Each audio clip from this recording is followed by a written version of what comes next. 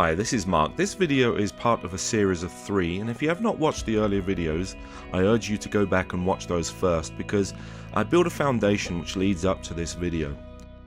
Hi there and welcome to this video, and I want to go on the biblical basis of what I'm talking about here, the root of sin. I want to clean that word up and I want to connect it to a concept known as consciousness, which many people everyone's heard the word, but most people don't really understand what it means. And I'm going to say some very bold things here, and this may be a bit of a shock to the system because your theology may not fit with this. But I urge you to be, this is going to sound very rude, and I don't mean it this way, but we need to be grown up about this, because the reason I say that is because I think we'll all agree that we don't believe the exact same thing we believed 5 years ago, do we? You know, we have new revelations, new understandings, things that we thought meant one thing, we realize later means another thing. I've met some very interesting people very recently who came from a very religious background. I'm not sure how legalistic their religious background was, but from the sounds of it, it was pretty legalistic, where there was a big focus on sin and self-effort and making yourself righteous and all that sort of thing.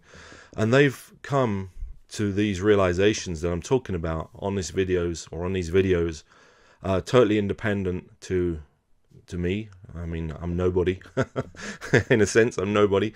I don't have exclusive rights to this. This information is actually rising in many different areas. It's almost like small fires. It's very interesting because I talk about these things. I recognize others who are talking about the same thing, and I'm seeing small fires starting all over the place. And it's a whole nother subject, but I had a vision. And that sounds all spiritual and everything, but it was really where a concept was appeared to me of how the future is going to look, and I saw in that there was going to be a growth in this understanding, and it's going to be from people who are very non-religious. When I say non-religious, I mean they're just not affiliated with the whole dogmatic theology, it must be this way type attitude, and they're affiliated with this Spirit of God, where they project that spirit. And it's very encouraging. So let me get into the actual information. Where is this all rooted? Well, first of all, I need to recap. If you haven't watched the other video, or I've put these videos in a different order than I planned to, let's talk briefly about consciousness. Just briefly, because there's going to be a video which is going to be entitled Consciousness. But consciousness is essentially where your reality forms, where you experience reality. Now, most people don't realize there's a difference between mental activity, what goes on in the mind, and consciousness. Consciousness is like a TV screen. It's like your TV screen, okay? It shows pictures and sounds and ideas, so to speak, and that is where your reality forms, in your consciousness. Now, if your consciousness is plugged into channel mind, channel brain, channel mental activity, when I say channel, I mean like a TV channel, then the reality, what that TV displays, is going to be completely driven by the mental activity. That means that mental activity then instantly appears as reality. Therefore, if a thought or an anger or an emotion rises, that's your reality, and you're gone with that reality. That's all you know, and you don't know how to separate from that reality. You don't even realize there is an alternative to that reality, because your TV is tuned into channel mental activity. Now, there is another channel. There is only 2 channels. There's channel Spirit of God. Okay? And essentially, it's the default channel, meaning that when we unplug from channel mental activity, it's what's left. Channel God is what's left. Basically, mental activity, thinking, being absorbed by all of that mental activity in our consciousness takes us away from the Spirit of God. When we become objective to that, then we are back with the Spirit of God. The Spirit of God is the default for humanity. Everything is something that pulls us away from it. that is like the magnetic, that's like the gravity. The Spirit of God is like the gravity of the earth. Everything is, that's where it defaults back to when we get it away from what has taken it away from where it should be. Okay, so how did this happen? What is the biblical story? What's the biblical basis for all this? Where, you know, how on earth can I get this? Well, you're going to have to understand something here. There's a story in the Bible which I believe has been grossly misinterpreted. Now, I could get all dogmatic here and say, well, they're deceiving people and this and that. I do not believe it's intentional. I just believe it's the best effort that man has come up with, and unfortunately it's the version that religion has gone with, and this version is very dominant within religious circles, within Christianity. It is the single most taught version of this, and it's the Garden of Eden story. What happened in the Garden of Eden story is so absolutely vital to our understanding that it's key.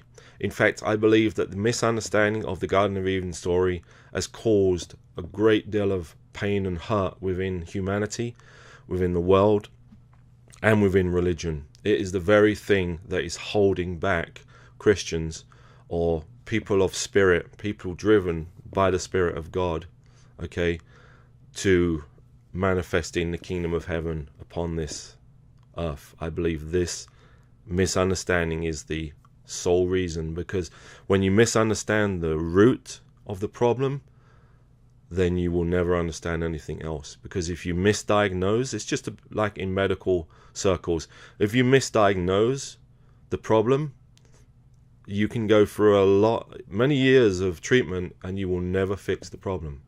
And that's what I believe we have here. We have a misdiagnosis of the Garden of Eden story.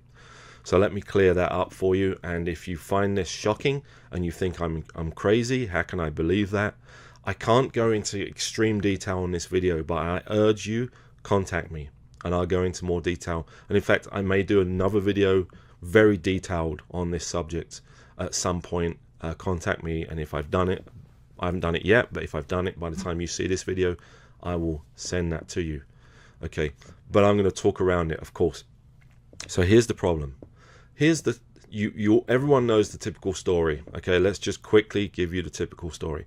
The typical story is that the Garden of Eden was paradise, and I believe that part. And the tree was in the Garden of Eden, and it was used as a method to test humanity, or test Adam and Eve, who was humanity at the time, of course.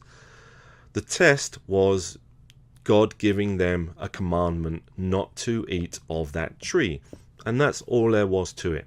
Okay, now I'm saying the typical version, which I believe is incorrect. Then what happened is that Adam and Eve got tempted to break God's commandment. God became very angry because breaking his commandment is sin. He kicked them out of the garden. Mankind lived with that sin nature, which they had no choice with. I don't believe this, but anyway, they had no choice, so they lived with a sin nature. And then along comes Jesus.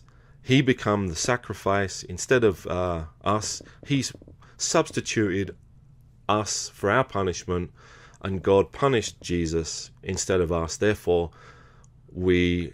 God can now not look upon our sins because he took out his anger on Jesus. That's the common story. And Jesus is our substitute. Now, the problem with that story right off the bat, so to speak, is number one, it implies that we are born with a sin nature, therefore we have no choice in the matter. And number two, it implies that we are stuck with sin, but don't worry, because God has given Jesus so that he doesn't hold our sin against us. These two key beliefs of that version of the story are going to hold sin in humanity. I don't like the word sin. I like to really call it destructive behavior.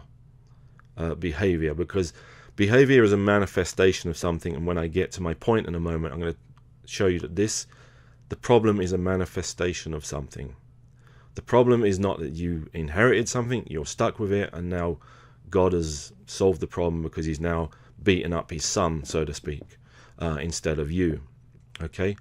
Now, you may not like the way I've presented that version, and I know there's more depth and nuance to that, but that is essentially what people are saying who teach this. It's known as penal substitutionary atonement, okay? And I don't think anyone really thinks that through, because they don't think it through because, as I say, sin, you're stuck with sin, and also you can't help yourself. It is, and what I find is many people in those circles who believe that version accuse people in the grace type circles of being weak on sin. But I can't think of anything more weak on sin than claiming you can't stop it because you have a sin nature, and claiming that God has basically done something outside of solving your sin, which is to take his anger out on someone else instead of you. To me, that's weak on sin. It's weak on sin because there's no answer in it. There's no solution. There's no resolution. Someone who's stuck with a compulsive behavior, they're stuck with a compulsive behavior in that paradigm. I don't believe it's true. I believe in what I'm about to teach you will show you that it's not something you're stuck with. It's something that can be solved, and I believe it will be solved. So let's get down to it. Let me tell you what I believe to be the real version of this story.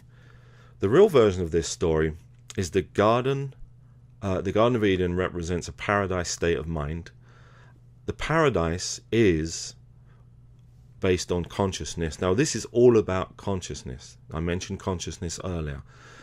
Adam's consciousness, his reality, formed from the Spirit of God. In other words, his consciousness formed from the Spirit of God. That doesn't mean to say his brain was nowhere to be seen. Adam still used his brain, okay? But he used his brain as a passenger in his life, meaning that his brain was a tool for calculation, for thinking, and his brain would have been subject to his consciousness, the Spirit of God being the influence on his consciousness, where his reality forms, and his consciousness influencing, listening to the brain, thinking with the brain, merging with the brain as needed, but then coming back to the consciousness of God as his source. That is paradise, because that pure connection with the Spirit of God results in a wow, I just saw excuse me, but there was a flash of light just off to the right here, and I'm getting chills. That was interesting. I don't know what that was, but there's something very spiritual just took place there for a moment. And my hairs are standing up on my neck. Wow. Excuse me. Anyway, if you don't know me, you could think I'm losing my mind right now. But anyway, let me come back to the point. So, the consciousness, it's about Adam's consciousness, where Adam's consciousness was. Now, his consciousness was with the Spirit of God. That's where his consciousness was. Okay? But what happened? Well, we have this tree. Now, I've always said this. If this was just about a test from God, if this was just about God testing Adam's obedience, it would have been perfectly satisfactory to just have a tree and an apple. And that's how it's portrayed. Adam eats an apple, and that's the problem.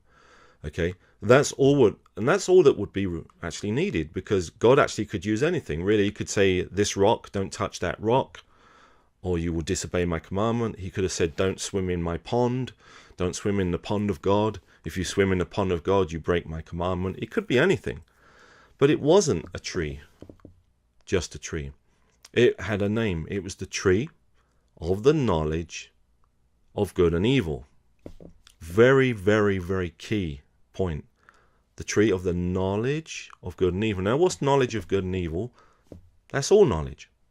Okay? Knowledge of judgment of what's good and evil. Good and evil. If it's good and evil, if there's two sides, then you're always judging, right? Deciding. That's what knowledge of good and evil does. Okay? This is why people who live from the knowledge of good and evil, typically very hard religious people who are completely absorbed by the knowledge of good and evil, are very hard, judgmental people, because they have a knowledge of something, and if you break outside of that knowledge, then you are a sinner and you are a failure, basically. So they're very hard and judgmental. Okay, this was what killed Jesus. The Pharisees killed Jesus using the law, the knowledge of what they considered to be good.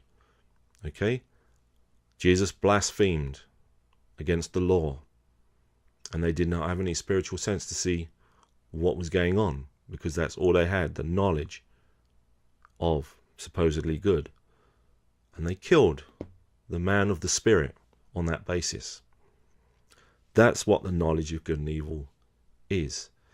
Now, what's wrong, you might say, with knowledge? Is this crazy man on the camera, on this video, telling you that there's something wrong with knowledge? Knowledge is evil? No, absolutely not. That's not what I'm saying. I'm not saying the brain is evil. I'm not saying the mind is evil. I'm not saying knowledge is evil. I'm saying that knowledge has a place. It has a purpose, and it's very valuable. But remember what the commandment was. The commandment wasn't to not have knowledge. The commandment was to not eat of the tree of knowledge. Eat of. Do not eat of it. Now, what does that mean, eat of it? Well, think about this for a moment. What happens when you eat of something? In fact, in your life today, what happens if you don't eat? You die. Your food is actually your nourishment. It's what nourishes you. And also food, eat of, there's scripture later in the Bible where Jesus talks about eating his flesh. Okay, people don't understand that. It sounds insane. Eat my flesh. Is he encouraging cannibalism? No, it's a metaphor. Okay? It's a metaphor.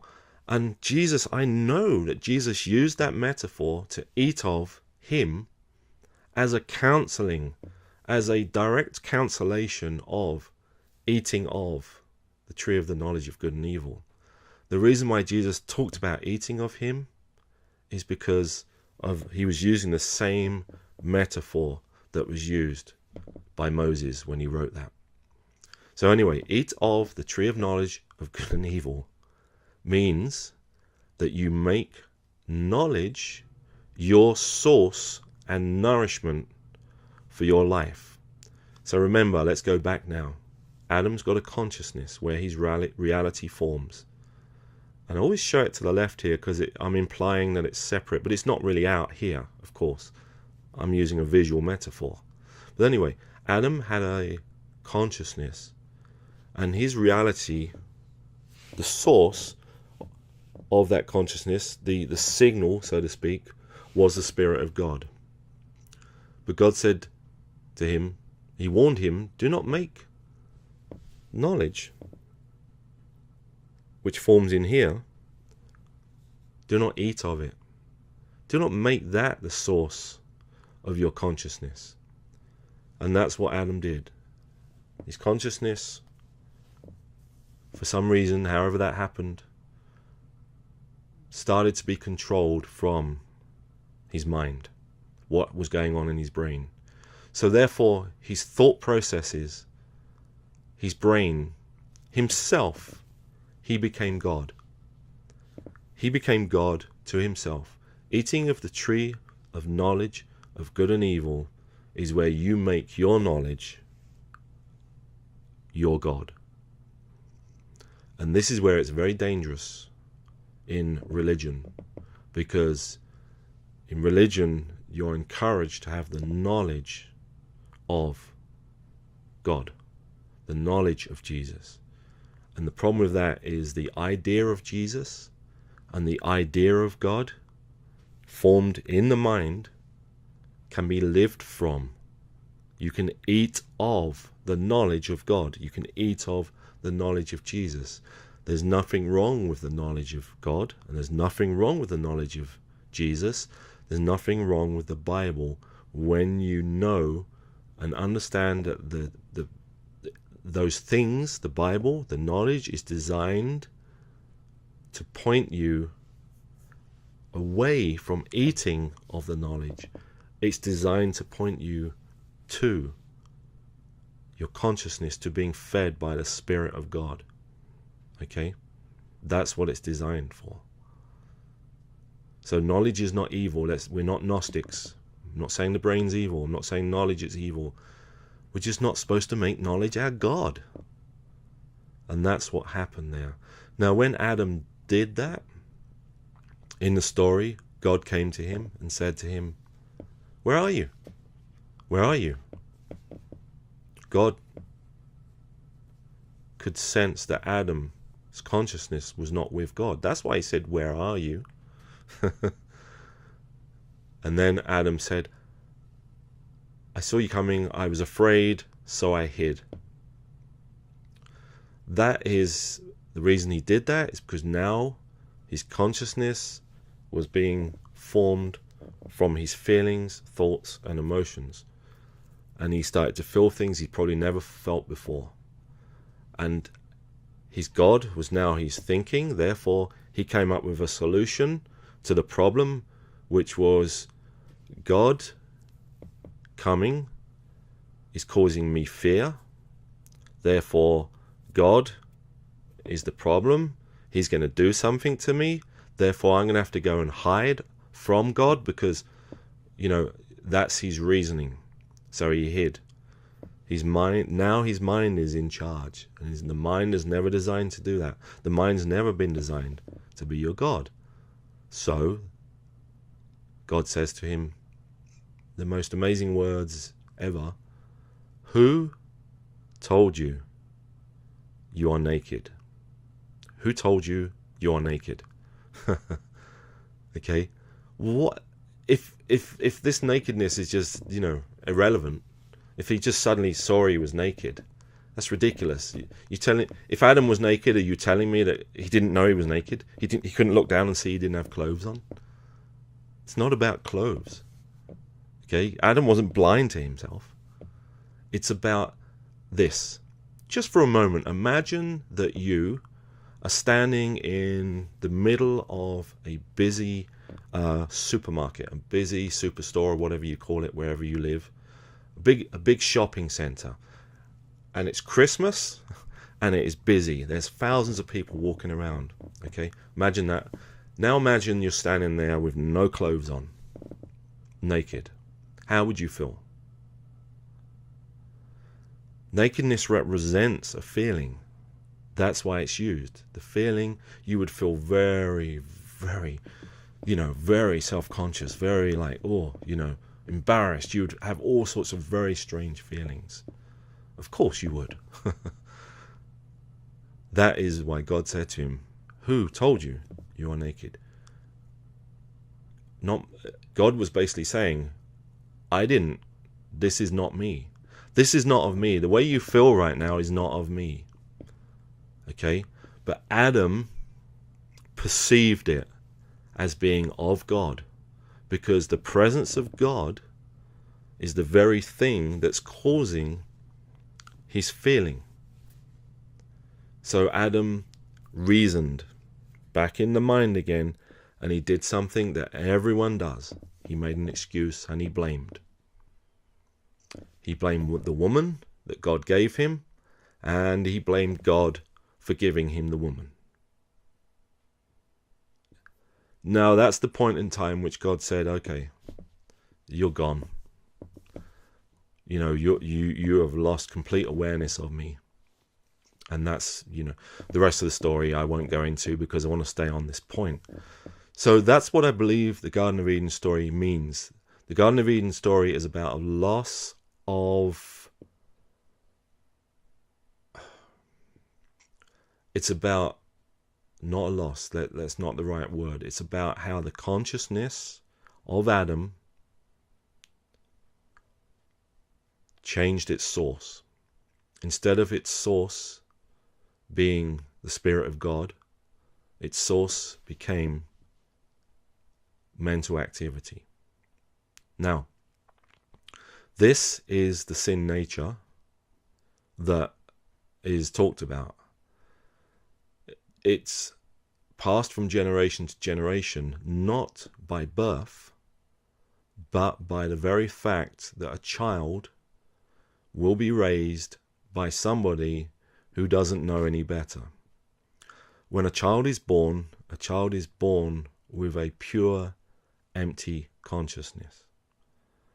The child has no words in its mind, has no language, has no internal chatter. There's no language to have an internal chatter with.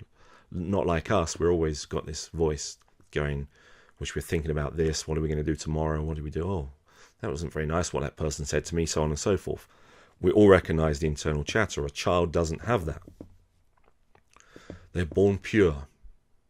Okay? But their mind, their self-centered mind, displays sounds to have their needs fulfilled because they have no language. When they're hungry, they cry. Okay? That's the self-serving mind. That's designed for that. That's okay. Okay? That's fine. The mind is selfish, but it's supposed to be selfish. It doesn't mean that that's wrong. It just means that's the way it's designed. It is that way because we are a single entity and the mind's a single entity and it's designed to be singular focused. That's why the mind should not be in charge. We can train the mind not to be selfish, and that's actually what happens as a child grows. We say, that's selfish, don't be selfish. And we modify their behavior. And that's all we're really doing. We're modifying their behavior to get them to behave in good ways, which are technically spiritual, but they're not rooted in spirituality. They're rooted in programming. Okay? We should be rooted in spirituality, of course. So anyway, so a child then grows up and is raised by parents who don't know any better. And you know how it goes. You grew up in this world, so did I. They want you to learn your name and then learn who you are. This is who you are. You are that. Oh, you've learned to read. Oh, wonderful. You can read now. That's you. Everything's about you. And there's nothing, I'm not saying there's something wrong with reading. There's nothing wrong with having a name. But a child is trained to take their identity from their name, what they do, what other people say they are, and how their parents think of them. They take their whole identity and they build a mental picture, a mental manifestation of who they are, builds in the mind. The consciousness doesn't know any better and is attached to that self-identification. More spiritual parents will have a situation where they will be raising the child to be connected away from the thoughts as an identification of who they are and towards the Spirit of God. But when does that happen? That's extremely rare. I don't know anyone who's managed to do that. And even at this late stage, my children are half grown and grown. I'm only just learning this myself. So I've done that damage. I didn't know any better either. So I'm not off the hook here. These revelations are new to me in the last year or so. They've been growing. So we've all done it, and I'm not pointing the finger or trying to be lofty or anything like that. So it's just a reality. Okay, so it's very important that I make that point, I believe. So anyway, let's get back to the whole story. Hopefully you can see that as a child, the reason why we inherit a sin nature is because we're born into people who have a sin nature. We don't have it as we're born, but we inherit it from them. We're trained in that sin nature. The sin nature is to identify with the knowledge of good and evil, identify with the mind activity as our source of who we are. That is it. Now, when we do that, the mind is self-serving, the mind is self-seeking, because that's just the way the mind is, and it will basically seek out things which feel good. And these things are typically called sins. If a child is born into a very damaged family, then that child will get traumatized. They'll reach out to drugs, cigarettes, and all these sorts of things, sex, whatever it might be, because they're born into this world. Okay, and that's all they know. And everything is processed in the mind. All the solutions they come up with are mind-based solutions. All their desires are mind-based desires, and it's all self-serving. The child, and I'm not blaming anyone. If a child's made to feel like they're ugly and unloved, and they feel terrible about that, their consciousness is merged with all those feelings. They don't know there's they don't know that their consciousness could be merged with the Spirit of God. They don't know that, so then they reach out for something. they start to reach out for something to make them feel good. And someone comes along, suggests whatever, drugs, try this, it feels good. They try it and it feels good. So there they are now. Now they're caught up in all these behaviors known as sins in religious circles. But these sins or these behaviors are born out of the fact that they are trained in the way of their consciousness being fed, their reality being fed from the knowledge of good and evil center.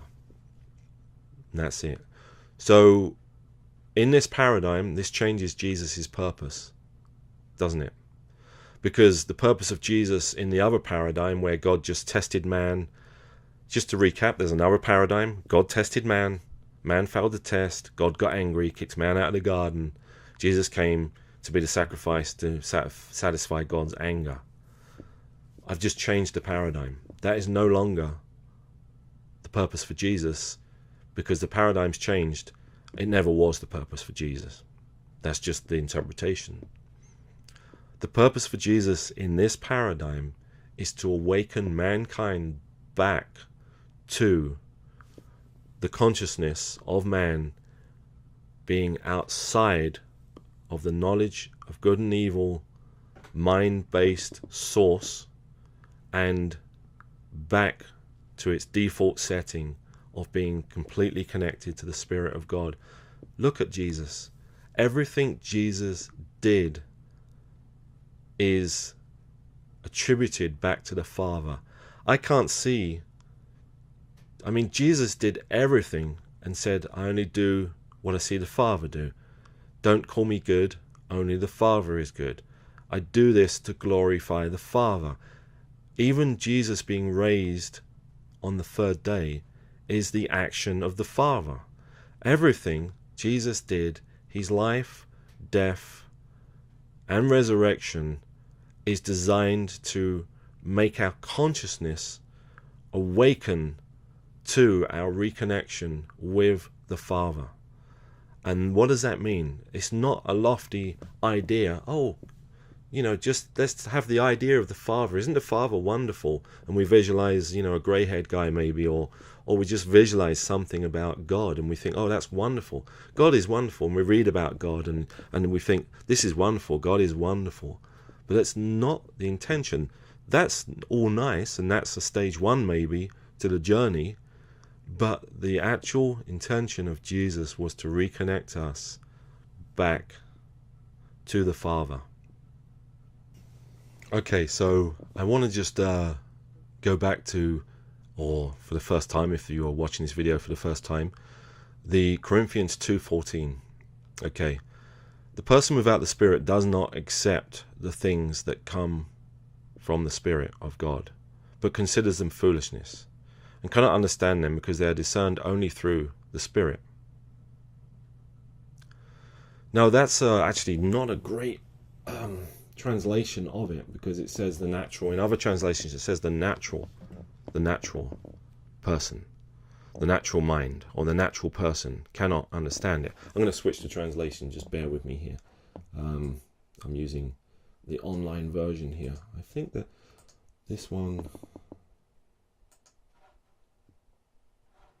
let's just give the King James a try for this one. There you go. The King James has its shortcomings for sure, but it's not completely a mess. But the natural man received not the things of the Spirit of God, for they are foolishness unto him, neither can he know them, because they are spiritually discerned. That's what I'm talking about. We are trained to be natural men and women. We're trained to have our consciousness sourced in what we think. Even a philosopher came up with this. I think, therefore I am. That is a famous philosopher said that. I think, therefore I am. That's the natural mind at work. That's the I am. That's the, that's, the ego, if you like. That's the brain. Let me back up a little bit. I'm going to read the whole thing because it's really beautiful when you have this understanding. Okay, back at number 8. Which none of the princes of this world knew. For had they known it, they would not have crucified the Lord of glory. If they'd known the Spirit, right? They came from the law. They came from the natural mind. But as it is written, the eye have not seen, nor the ear heard, neither have entered into the heart of man the things which God has prepared for them that love him. Now, loving God, what does that mean?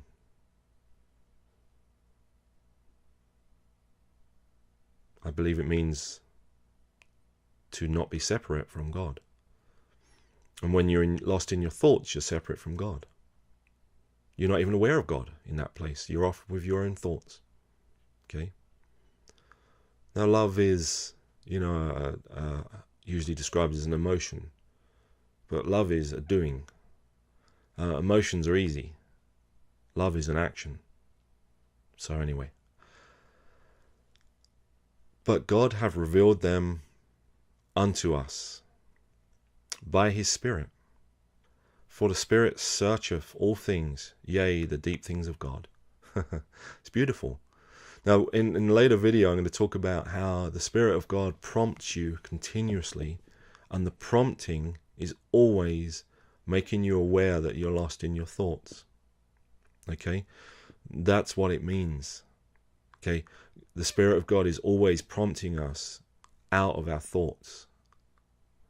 I believe that's what it means, and I need to go deeper into that in another video, and I'll make that case. You may not recognize that yet, but have you ever had the experience where you're just lost in thought and you suddenly come back and go, oh, where was I? Wow, where was I? What time is it? That is the Spirit prompted you. Okay, the Spirit's prompting you all the time, and it's always to bring you back to awareness. Separation from the knowledge of good and evil as your life, as your source. When you respond to that Spirit, and I'm going to teach you how to respond to that Spirit. When you understand what that Spirit is, you will respond to it, and you'll recognize, wow, this is God. Now, you're expecting angels to sing and bright lights to appear and everything. No, it's not like that necessarily. God is everywhere, and we are expecting fanfare and big bells, but the whole of creation is held together in him. He says that. Paul says that.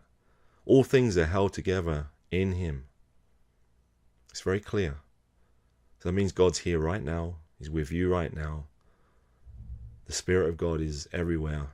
And when we're not lost in our thoughts, when we're objective, we're with that Spirit.